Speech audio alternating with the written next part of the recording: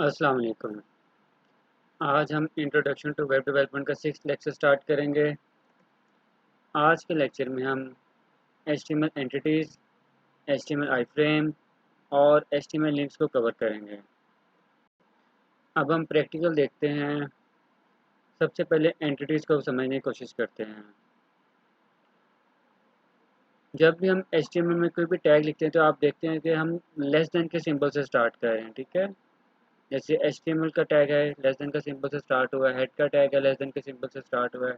इसका मतलब कुछ ऐसे एलिमेंट्स हैं, कुछ ऐसे करैक्टर हैं जो कि HTML के अंदर रिजर्व्ड हैं। अगर आपने ये करैक्टर डिस्प्ले करने हैं, ऐसे करैक्टर्स जो कि HTML के अंदर रिजर्व्ड हैं, उन करैक्टर्स को डिस्प्ले करना है तो उसके लिए हम HTML एंटिटीज़ यूज़ करते हैं। इसको एक एग्जांपल से समझने की कोशिश करते हैं। ये हमारे पास एक बिल्कुल स्टार्टिंग पेज है, ब्लैंक पेज। इसको ब्राउज़र में भी ओपन करके देखें। अभी हमारे पास इसमें कुछ भी नहीं है, ठीक है। अब हम एक हेडिंग ऐड करते हैं और इस हेडिंग में हम लिखते हैं, अगर आपको याद हो, अगर हमने एक पैराग्राफ ऐड करना है तो पैराग्राफ के लिए कौन सा टैग यूज़ होता है? P tag. अगर मुझे ये डिस्प्ले करना है कि एक पैराग्राफ को पी टैग, पैराग्राफ के लिए पी टैग यूज़ किया जाए तो हम क्या लिखेंगे? हम ये लिखेंगे P tag, this is used to display a paragraph, ठीक है। अब हम चाहते हैं कि यूज़र को ये टेक्स्ट नज़र आए, यूज़र को ये कंप्लीट टेक्स्ट नज़र आए कि P is used to display a paragraph, ठीक है। पेज को सेव करें। सेव करने के बाद यहाँ पे रिफ्रेश करें। अब आप रिफ्रेश किए तो आप देखें यहाँ पे आप, हमारे पास पी वाला टैग हिस्सा नहीं नज़र आया। यहाँ पे लिखा हुआ है सिर्फ is used to display a paragraph. वो क्यों? क्योंकि ये जो लेस देन का सिंबल है ये HTML के अंदर रिजर्व्ड है। ये टैग को यूज़ करने के लिए इस्तेमाल किया जाता है, एक टैग को शुरू करने के लिए, ठीक है। तो इसका मतलब अब यहाँ पे ब्राउज़र कंफ्यूज हो गया। ब्राउज़र ये समझ रहा है कि हमने एक पैराग्राफ शुरू किया है, लेकिन हम पैराग्राफ शुरू करना नहीं चाह रहे हैं। हम ये डिस्प्ले करना चाह रहे हैं, हम ये टेक्स्ट लिखना चाह रहे हैं कि जो पी टैग है वो एक पैराग्राफ को डिस्प्ले करने के लिए यूज़ होता है। तो इसका मतलब ये एक स्पेशल करैक्टर है, एक रिजर्व करैक्टर है, जिसको HTML एक डिफरेंट तरीके से पढ़ते हैं, जिसको ब्राउज़र डिफरेंट तरीके से पढ़ता है। तो अगर आपने ये टेक्स्ट शो करना है तो इसके मतलब इसके लिए हम HTML एंटिटी को यूज़ करेंगे। अब लेस देन के लिए क्या सिंबल यूज़ होता है? लेस देन के लिए हम सिंबल देख लेते हैं। लेस देन के लिए हम लिखेंगे एंड का साइन, लेस देन LT और सेमीकोलन, ठीक है। अब हमने इस तरह से इसको लिखना है। तो बेसिकली ये एक HTML एंटिटी है जो भी हमने लिखी है लेस देन के सिंबल को रिप्रेजेंट करने के लिए। अब आपने पेज को सेव किया। सेव करने के बाद रिफ्रेश करें। जब आपने रिफ्रेश किया तो यहाँ पे देखें, अब आपके पास लिखा हुआ है कि P is used to display a paragraph, जो हम डिस्प्ले करना चाह रहे थे, ठीक है। तो अब आपको इससे HTML एंटिटीज़ का मतलब समझ आ गया होगा कि HTML एंटिटीज़ क्या हैं। HTML एंटिटीज़ जो रिजर्व करैक्टर्स होते हैं HTML के अंदर, उसको डिस्प्ले करने के लिए यूज़ होता है। इसकी एक और एग्जांपल समझते हैं। एक और एग्जांपल करके देखते हैं और उसे समझने की कोशिश करते हैं कि दोबारा से कि HTML एंटिटीज़ क्या है। एक और हेडिंग ऐड करें। हम हेडिंग में इसलिए लिखें ताकि ज़रा बोल्ड नज़र आए। अब हम यहाँ पे लिखते हैं this is an example heading और उसके बाद हम कुछ स्पेस ऐड करते हैं। 1 2 3 4 स्पेस ऐड की and this is the text after space. अब आप देखिए, आपने एक हेडिंग में लिखा है this is an example heading और उसके बाद कुछ स्पेस ऐड की है। स्पेस ऐड करने के बाद लिखा है and this is the text after space. अब पेज को सेव करें। सेव करने के बाद यहाँ पे रिफ्रेश करें। अब आपने रिफ्रेश किया तो देखें यहाँ पे हेडिंग और उसके बाद यहाँ पे कोई एक्स्ट्रा स्पेस नहीं आ रही आपके पास, ठीक है। इसका मतलब ये है कि अगर आपने स्पेस ऐड करना है तो इसके लिए भी हम एक एंटिटी को यूज़ करेंगे स्पेस को। एंड स्पेस के लिए अगर आप ऐसे स्पेस ऐड करेंगे खाली और पेज को सेव करें तो यहाँ पर HTML ब्राउज़र जो है कोई एक्स्ट्रा स्पेस को शो नहीं करेगा, सिर्फ उसने एक ही स्पेस शो की है, ठीक है। अगर आपने एक से ज़्यादा स्पेस शो करनी है तो उसके लिए हम यूज़ करते हैं एंड का सिंबल, NVST और फिर सेमीकोलन, ठीक है।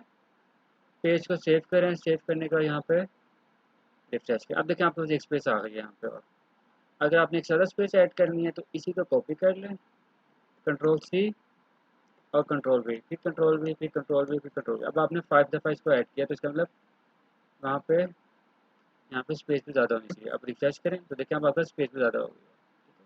तो इसका मतलब अगर आपने स्पेस ऐड करनी है तो इसके लिए भी आप HTML एंटिटीज़ को यूज़ करते हैं। ये हमने यहाँ पे 2 एग्जांपल्स देखी हैं। अब मज़ीद एग्जांपल देखने के लिए आप गूगल खोलें, गूगल पे लिखें HTML एंटिटीज़, ठीक है? एंटिटीज़ लिखें, इधर वेबसाइट पे जाएँ, ठीक है? बल्कि आप अपने वापस आते हैं, इसको खोल लें और कैरेक्टर एंट्री से कैप्शन चार्ट इसको ओपन कर लें, ठीक है? अब आप यहाँ पे देखें तो आपने अगर आपने जैसे हमने स्पेस का देखा था, स्पेस का आपके पास क्या एंटिटी यूज़ होती है, ये एंटिटी यूज़ हो रही है। इसी तरह डिफरेंट कैरेक्टर सेट के लिए डिफरेंट एंटिटी, जैसे लेस देन के लिए एंड, LT और सेमीकोलन। आप इंग्लिश की फॉर्म में भी लिख सकते हैं, नेम के फॉर्म में, एंटिटी नंबर की फॉर्म में भी लिख सकते हैं। यानी कि अगर आपने लेस देन का सिंबल डालना है यहाँ तो आप LT लिख लें या आप करेक्टर 60 के साथ लिख लें, ठीक है? दोनों एक ही बात है। ग्रेटर दैन के लिए भी GT यूज़ होगी। इस तरह और डिफरेंट सिंबल्स हैं, उनके लिए भी इन्होंने डिफरेंट एंटिटी नेम दिया हुआ है, ठीक है? यहाँ पे हम आते हैं, ये कंप्लीट चार्ट है। इसमें भी आपके पास एंटिटीज़ के अगेंस्ट जो आपने टेक्स्ट ऐड करना है वो आपको यहाँ पे आप देख सकते हैं। मिसाल के तौर पे अगर आपने ये ब्रैकेट ऐड करनी है तो इसके लिए आप क्या लिखेंगे, एंड RCUB, ठीक है?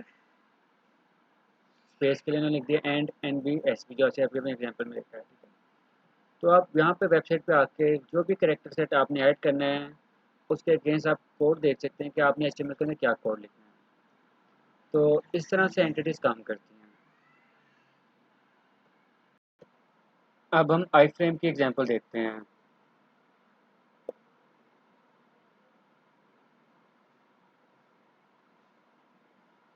आई फ्रेम क्यों यूज़ होता है? आई फ्रेम बेसिकली कंटेनर टैग है। कंटेनर टैग से मुराद ये है कि आई फ्रेम जो है एक HTML पेज के अंदर एक और या दूसरा HTML पेज को एम्बेड करने के लिए यूज़ होता है। उसका तरीकाकार देखते हैं। अभी हमारे पास डेस्कटॉप के ऊपर एक लेक्चर 6 अंडरस्कोर HTML का पेज है, फाइल है जो कि अभी हम यूज़ कर रहे हैं, और एक फाइल है लेक्चर 5 अंडरस्कोर HTML जो हमने लास्ट लेक्चर में यूज़ की थी, ठीक है? अब अगर आपने लेक्चर 5 अंडरस्कोर HTML जो है वो अगर आपने इस HTML6 वाले पेज में ऐड करनी है तो उसके लिए हम आई फ्रेम को यूज़ करेंगे। उसका क्या तरीका है उसको हम देखते हैं। आपने यहाँ पे लिखना है आई फ्रेम सोर्स, ठीक है?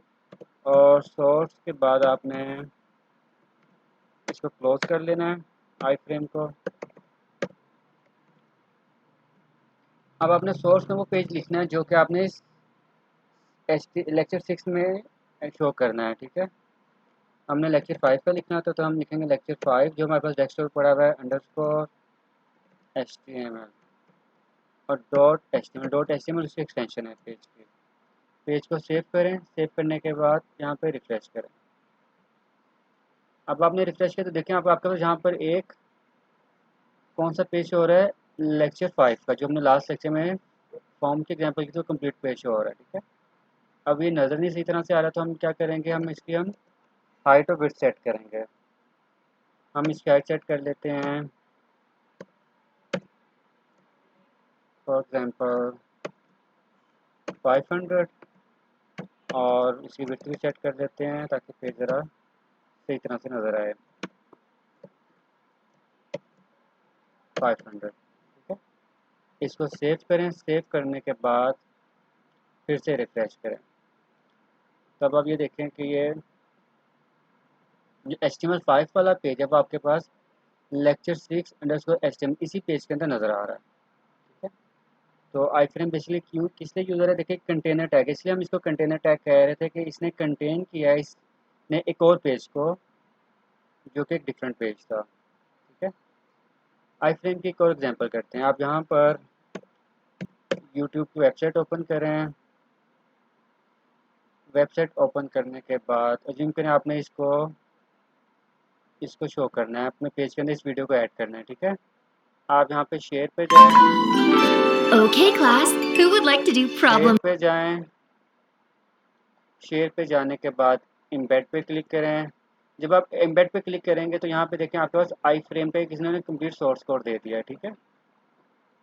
आप इसको यहाँ पे कॉपी करें, सेलेक्ट करके कंट्रोल C और यहाँ पे आपने पेस्ट कर देना है। ठीक है, तो जो टेक्स्ट आपने वहाँ से कॉपी किया था वो आपने कंप्लीट यहाँ पर पेज के अंदर पेस्ट कर दिया है। सेव करें पेज को, सेव करने के बाद लेक्चर 6 वाले पेज को रिफ़्रेश करें। अब आपने जब रिफ़्रेश किया है तो आप ये देखें जो आपने पेज ऐड किया था, पहले लेक्चर 5 ऐड किया था, अब इसके बाद एक यूट्यूब की वीडियो भी आपके पास अपने ही पेज के अंदर ऐड हो रही है। ठीक है, तो इस तरीके से आप यूट्यूब की वीडियो भी ऐड कर सकते हैं, उसके लिए भी आई फ्रेम में यूज़ हो रहा है। तो अब उम्मीद करता हूँ कि आपको आई फ्रेम भी समझ आ गया होगा। आई फ्रेम बेसिकली कंटेनर टैग है जो कि एक दूसरे पेज को, ठीक है, शो करने के लिए, ऐड करने के लिए हम यूज़ करते हैं। अब हम आई फ्रेम के बाद HTML लिंक्स देखते हैं। लास्ट टाइम हमने जो HTML लिंक्स पढ़े थे उसके हम दोबारा से एक एग्जांपल देखते हैं। अगर आपने लिंक को ऐड करना है तो हम कौन सा टैग यूज़ करते हैं? ए टैग। ठीक है, ए टैग, और उसके अंदर क्या यूज़ करते हैं? HREF। ठीक है, इक्वल का साइन, और उसके बाद हमने एक वेबसाइट का एड्रेस दिया था। जैसे मिसाल के तौर पर अगर आपने गूगल की वेबसाइट को ओपन करना है, www.google.com, उसके बाद ठीक है, और इसको क्लोज कर लें। फिर लास्ट लेक्चर में हमने ये एग्जांपल देखी थी HTML लिंक की। पेज सेव करें, रिफ्रेश करें, यहाँ पे देखिए एक लिंक बन गया। जब आप इस पर क्लिक करेंगे तो अब कौन सी वेबसाइट ओपन हो जाएगी? यहाँ पे गूगल की वेबसाइट ओपन हो जाएगी। ठीक है, आज के लेक्चर में हम देखते हैं कि अगर आपने लिंक ऐड करना है लेकिन इस लिंक में आपने अपने बनाए हुए कोई HTML पेज ओपन करना है, जैसे कि लेक्चर 5 का पेज, तो हम href में क्या लिखेंगे? फिर href में हम उस फाइल का नाम लिखेंगे, lecture5_html.html। ठीक है, तो इसका मतलब ये है कि लिंक्स एक्सटर्नल वेबसाइट को भी ओपन करने के लिए, कनेक्ट करने के लिए यूज़ होता है, और लिंक अगर आपकी वेबसाइट के अंदर एक से ज़्यादा पेज हैं, अगर आपने एक पेज से दूसरे पेज पर जाना है तो उसके लिए भी लिंक यूज़ होता है। अब यहाँ पे लिख लें लेक्चर 5। ठीक है, पेज को सेव करें, सेव करने के बाद यहाँ पर रिफ़्रेश करें। जब आप रिफ़्रेश करेंगे तो अब आपके पास देखें यहाँ पे गूगल का तो आ गया जो हमने वो ऐड किया, और नीचे इसके नीचे यहाँ पे लेक्चर 5 भी आ रहा है। अब आप लेक्चर 5 पे क्लिक करेंगे तो इसका मतलब आपके पास यहाँ पे कौन सा पेज होना चाहिए ओपन?